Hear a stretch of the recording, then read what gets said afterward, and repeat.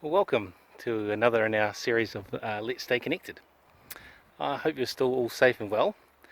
Now, we're almost about 2 weeks past Easter now, but I'm not sure if you're aware, but in the original account, the disciples actually remained stuck in Jerusalem for at least 8 days following the resurrection, despite having been clearly instructed by both Jesus and the angels to go to Galilee. Now, granted, it was a 3-day walk, but that wasn't the problem. So what was the problem? Well, it was doubt. And it says, now Thomas, one of the 12, called the twin, was not with them when Jesus came. So the other disciples told him, we have seen the Lord. But he said to them, unless I see in his hands the mark of the nails, and place my finger into the mark of the nails, and place my hand into his side, I will never believe. John 20:24-25. Now, I remember many years ago when I was going for an interview at Teacher Training College and hearing whispers that perhaps I wasn't really the sort of person that they were looking for. And also, just before I got into the interview, I suddenly came down with some weird sort of fever, and I remember feeling absolutely awful and also wondering, what was this all about? Why would God let me have such a fever or get sick just before my interview?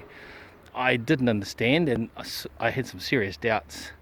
Yet afterwards I was pleasantly surprised when I realised the fever had gone just as quickly as it arrived. And when I thought about it, I realised that it had actually been probably the best thing that could have happened, as it had dampened my normal and excitable, nervous demeanour and had made me appear all calm and mature.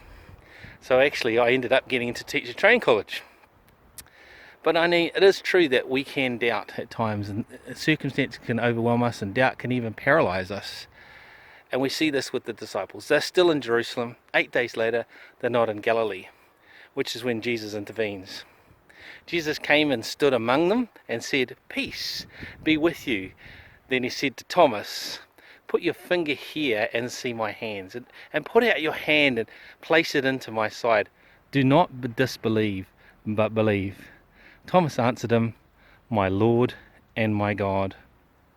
You know, we all have times of doubt, and it's a very natural reaction. And in fact, the scriptures instruct us to have mercy on those who doubt. And you know, Jesus doesn't rebuke Thomas. He doesn't tell him off. Rather, he removes doubt. So how does he do that? By showing that although the physical impact of the cross was very, very real, that this had been defeated by the power of God through the resurrection. And this is the same for us. Yes, the physical impact of what's happening in the world around us is absolutely very real. But in the bigger picture, Jesus has defeated both sin and death. And so for the believer, God has given us the victory through our Lord Jesus Christ. If we look at ourselves or this world for answers, of course, we'll end up doubting. We need to look to Christ. He alone has the answers to sin and death.